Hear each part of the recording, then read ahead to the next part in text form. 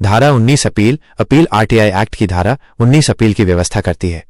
यदि किसी आवेदक को सूचना अधिकारी पीआईओ से संतोषजनक सूचना नहीं मिलती या समय पर उत्तर नहीं मिलता है तो वो अपील कर सकता है।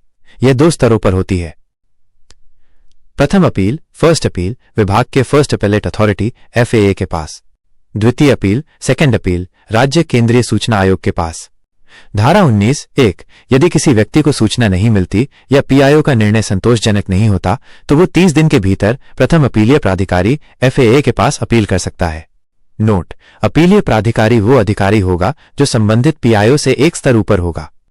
धारा 19(2) यदि कोई आवेदक सीधे किसी अन्य व्यक्ति से संबंधित सूचना मांगता है और उसे मना कर दिया जाता है तो वो भी एफएए के पास अपील कर सकता है।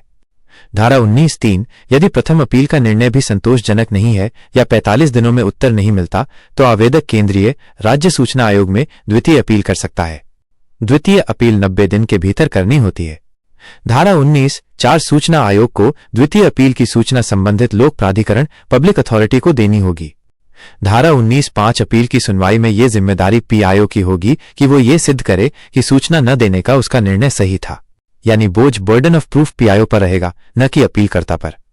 धारा 19(6) प्रथम अपीलीय प्राधिकारी को अपील पर निर्णय 30 दिनों में, विशेष परिस्थितियों में 45 दिनों में देना होगा और देरी का कारण लिखित में बताना होगा।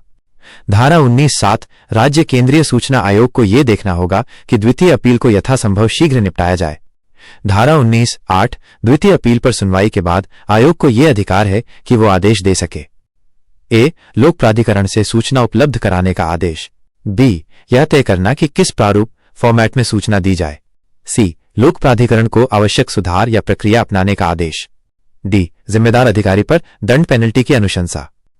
ई. आवेदक को सूचना देने में हुए खर्च का भुगतान। एफ. प्रणाली सुधारने के लिए आदेश देना। धारा 19(9) आयोग ये आदेश दे सकता है कि लोक प्राधिकरण अपनी कार्यप्रणाली में सुधार करे ताकि सूचना मांगने वालों को आसानी हो। धारा 19(10) आयोग समय समय पर यह निर्देश जारी कर सकता है कि अपीलों का निपटारा किस तरह से किया जाए और लोक प्राधिकरण को आरटीआई अधिनियम का पालन सुनिश्चित करना होगा। अगर जानकारी अच्छी लगी हो तो कृपया यूट्यूब चैनल आरटीआई ऑनलाइन को सब्सक्राइब करें। धन्यवाद दोस्तों।